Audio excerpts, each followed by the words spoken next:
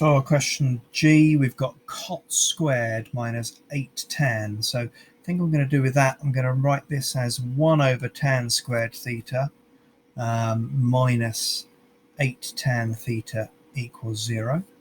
I'm going to put it all over a common denominator of tan squared theta. So I'm now going to get 1 minus 8 tan cubed theta equals 0.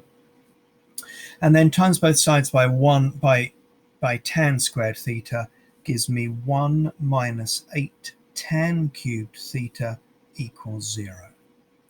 Add that to both sides. I'm going to get an 8 there and a 1 there. Divide both sides by 8 would give me 1/8, and then cube root it. So after all of that, I get tan theta equals a half, and the inverse tan of a half is 26.6. Add 180 to that to give you 207. So lots of rearranging to do. And the last one of these is 2 sine theta equals cosec theta. So cosec theta is 1 over sine theta. Multiply that up, so I'm going to have a sine squared theta and divide both sides by 2.